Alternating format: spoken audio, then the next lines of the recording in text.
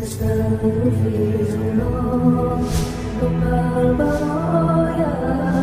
Astaghfirullah, minal khataya.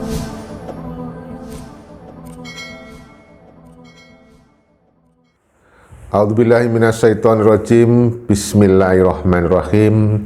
Alhamdulillahirabbil alamin. Assalatu wassalamu ala asrofil anbiya'i wal mursalin sayyidina Muhammadin wa ala alihi washabihi ajmain. Ya ayyuhalladzina amanu sabiru wasabiru warabitu wattaqullaha la'allakum tuflihun. Amma ba'du.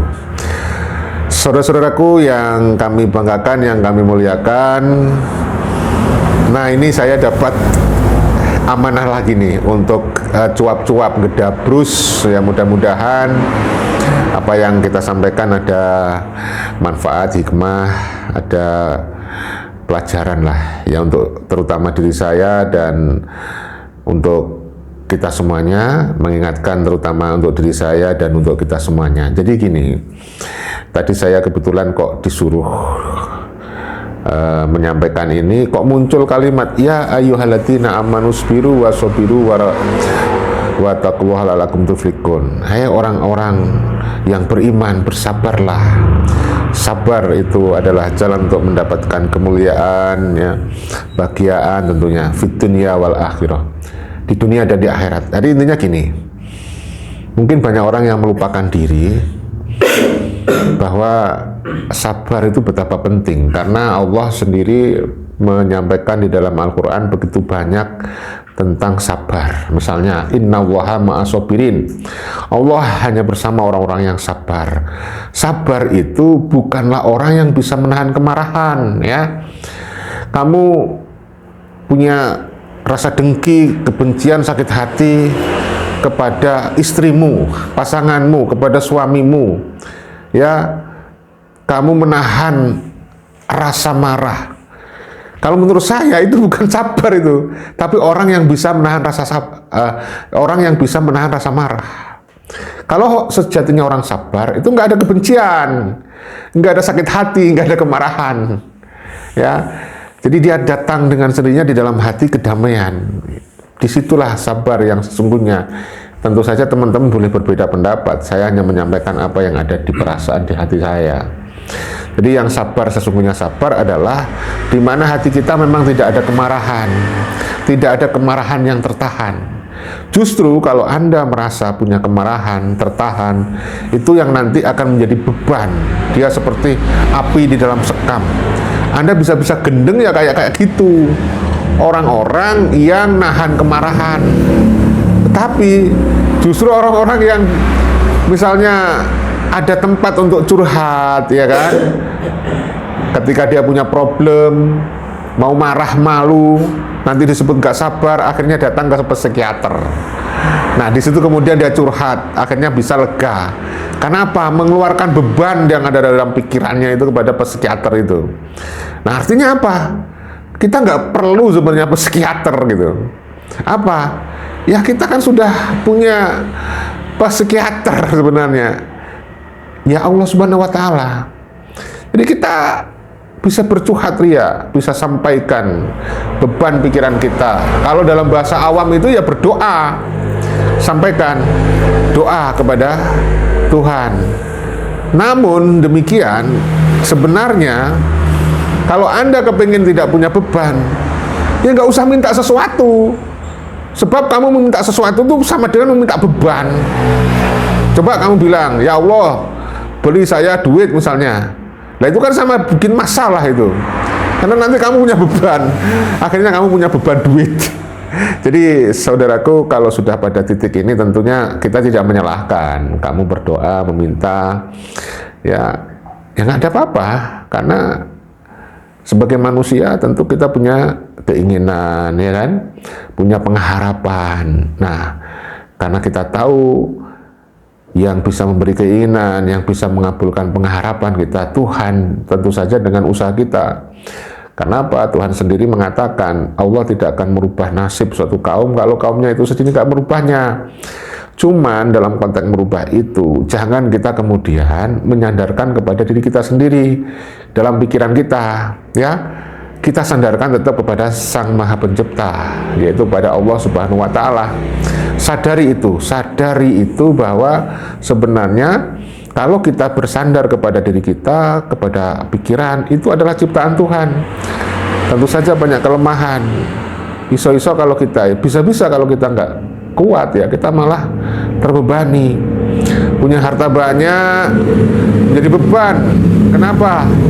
Karena akhirnya Anda juga harus bisa memanfaatkan untuk jalan Tuhan, untuk kebaikan, ya kan? Untuk sarana kita tetap pada Allah, pada sambung Allah, selatun kepada Allah, seperti itu. Makanya kita harus terus melatih diri bagaimana caranya kita punya pengharapan, punya keinginan, tetapi tidak menghilangkan sadar kita kepada Allah, tidak menghilangkan sambung kita selalu kepada Allah. Pengharapan itu boleh, keinginan itu boleh, tetapi kita harus sadari bahwa semua atas izin Allah. Makanya di mana-mana, di sembarang tempat, di sembarang situasi keadaan, dalam situasi berharap atau tidak, kita tetap semuanya sandarnya kepada Allah, sehingga kita tanpa beban. Kenapa? Karena kita tidak pernah membebani diri kita dengan keinginan-keinginan yang kadang-kadang kita sendiri tidak tahu dikabul atau tidak. Ya sudah, kalau kita nggak tahu dikabul atau tidak, sebaiknya bersandar hanya kepada Allah, berserah kepada Allah. Tetap tidak menghilangkan kewajiban-kewajiban kita sebagai makhluk yang memang dicipta untuk beribadah, mengabdi ya kepada Allah Subhanahu wa Ta'ala. Pada hakikatnya kan begitu. Nah, saudaraku, tentu saja kita memiliki kelebihan dan kekurangan masing-masing, tetapi kelebihan dan kekurangan masing-masing itu kita tetap kembali lagi kepada Allah, Allah dan Allah, Allah dan Allah, Allah seterusnya Allah, terus kepada Allah, sambung kencang kepada Allah, sehingga apapun yang kita lakukan duniawi di dunia ini terus tidak menghilangkan ketauhidan kita. Ya, nah saya sendiri punya pengalaman. Tadi kebetulan mau ke sini saya berbincang dengan Gus Bejo, yang saya kadang-kadang menyebut belum Mbah Bejo. Ada seseorang yang uah pikir mungkin bahasa sekarang gangguan jiwa lah ya, atau bahasa kerennya ODGJ, orang dalam gangguan jiwa. Kenapa bisa seperti itu? Ya tadi kembali kepada konteks tadi, karena dia menyandarkan kepada pikiran. Nah bahkan orang ini katanya nih bertemu dengan manusia yang lain malu, takut lah. Kenapa bisa seperti itu? Karena dia tidak sadar Allah. Kalau kita sadar Allah, pada hakikatnya manusia kan sama. Nah, antum sama ana nih, bahasa yang sekarang populer tuh. Ente sama saya nih, Anda dengan saya nih, nggak ada beda. Jangan dilihat perbedaannya, karena perbedaan itu ada karena pikiran kita. Ya jangan dilihat perbedaannya, dilihat dari kesamaan kita. Sesama makhluk Allah, sesama makhluk ciptaan. Mau ada pejabat atau bukan, mau masyarakat bawah atau masyarakat atas, kita jangan pernah membeda-bedakan. Tetap kita merasa bahwa sama saja, sama-sama manusia, sama-sama ciptaan Allah, yang sama-sama kita harus saling menghormati, saling menghargai, seperti itu aja. Timbulkan kasih kepada hati kita, timbulkan sayang kepada hati kita. Nah, rasa sayang, rasa kasih, rasa cinta itu kadang-kadang harus dipaksa supaya ada di perasaan kita. Tetapi sebenarnya ada metode yang menurut kita kok merasakan manfaatnya itu signifikan ya, atau besar lah ya. Apa itu? Melatih diri untuk selalu sadar kepada Allah, ya kan? Sadar Allah, sadar Allah, sadar Allah. Titik, sudah, nggak ada yang lain. Sadar itu dari kata dzikir sebenarnya. Dzikir itu bukan artinya membaca, tetapi mengingat. Ingat, jangan pakai pikiran, nggak kuat lah kita. Ya, nah gimana? Kalau pakai pikiran, tapi dengan rasa. Nah itulah saudaraku. Mungkin kalau dijelaskan tentang definisinya, maknanya, itu butuh waktu yang panjang. Tapi Anda praktekkan saja. Jadi Anda tinggal merasakan dengan metode dzikir nafas. Nah itu yang kita lakukan. Jadi ketika kita itu katakanlah bermunajat, hening, habis sholat, atau dalam keadaan situasi apapun, itu kita bisa praktekkan. Kita bisa dalam keadaan beraktivitas, bisa dalam keadaan diam ya, dengan gigir nafas sadar Allah. Nah, mungkin saudara-saudara ingin mengetahui teknisnya gimana, coba lihat video-video kita terdahulu. Anda cek di video-video kita di channel ini juga bagaimana teknik-teknik tentang sadar Allah ya. Itu ada semuanya, ada semuanya. Jadi misalnya nanti Anda bertanya teknisnya bagaimana, membaca apa, ada ya kan. Ya cuman saya ulang sedikit, intinya kita ketika berdiam, hening ya, mengheningkan cipta, katakan begitu ya bahasa yang populer itu. Ketika menghirup napas, sebut hu dia. Ketika kita mengeluarkan Allah, itu sebenarnya hanya untuk melatih kita agar kita selalu sambung, silatun ya, sambung kepada Allah, sadar Allah. Itu tidak ada batasan hitungan, nggak perlu dihitung ya. Yang penting Anda nikmati saja. Nanti kalau Anda terbiasa, nanti setiap orang bisa beda-beda nanti. Mungkin ada yang baru mencoba, nggak terasa, moro-moro setelah selesai, sudah setengah jam. Setelah 2 jam itu berpulang kepada diri masing-masing. Tapi satu hal, kita akan mendapatkan yang pasti menimbulkan ketenangan jiwa. Ya, tetapi bukan itu tujuan kita, ya. Bukan itu tujuan kita apa? Sambung kepada Allah, sadar Allah, sehingga kita ketika pulangnya kepada Allah gitu ya.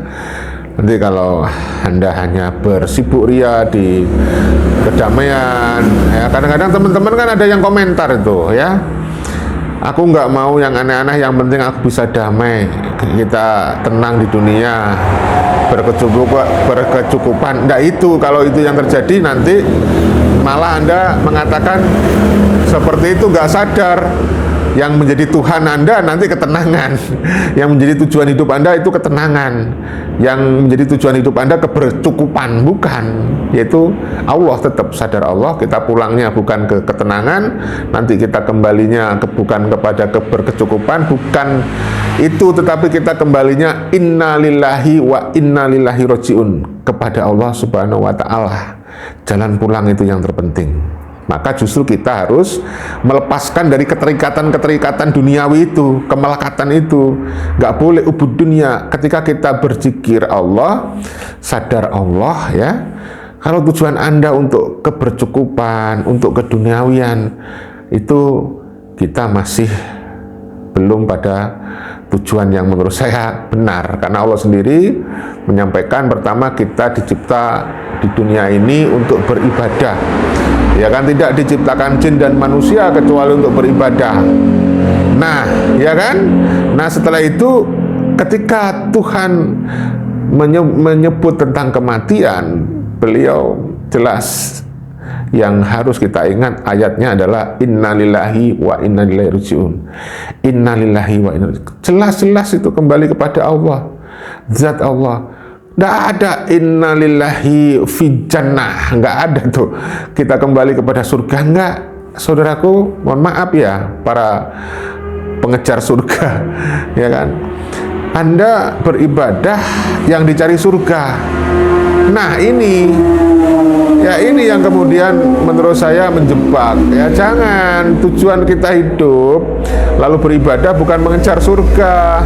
Surga adalah efek ketika kita mengabdi setulus-tulusnya, seikhlas-ikhlasnya kepada Allah. Surga akan didapat. Tapi kalau Anda mengejar surga, nggak akan ketemu Allah, nanti ketemu surganya. Surga tetap nanti akan kembali kita kepada Allah ya. Tentang hakikat ketuhanan Allah ya, itu nanti kita akan sampaikan dengan bahasan berbeda. Anda tonton video berikutnya. Nanti ada teman-teman kita banyak kok, kita punya anggota komunitas nih. Nanti Anda bisa terus pantau channel kita untuk membahas itu, insya Allah bermanfaat. Nah itu aja nih ya teman-teman, saudara-saudaraku semuanya. Mohon maaf ada salah-salah kata, ada gestur yang tidak berkenan Anda lihat, ya saya mohon maaf ya. Mungkin itu yang bisa kita sampaikan untuk saat ini. Intinya hidup itu jangan dibebani oleh keinginan. Karena keinginanmu membawa konsekuensi, akhirnya kamu ketika dikabulkan keinginanmu, kamu terbebani dengan itu. Nggak apa-apa sih kalau kita dikasih oleh Tuhan, oleh Allah, tapi jangan sampai yang sudah dikasih itu membebani hidupmu. Jalan hidupmu seperti air mengalir. Kadang-kadang ketemu riak-riak, kadang-kadang ketemu batu, ketemu pasir, ketemu jalan yang sempit berliku. Jalani saja, karena terus kita berjalan sampai kepada tujuan akhir, Allah Subhanahu wa Ta'ala, ya. Oke, salam persaudaraan. Wassalamualaikum warahmatullahi wabarakatuh.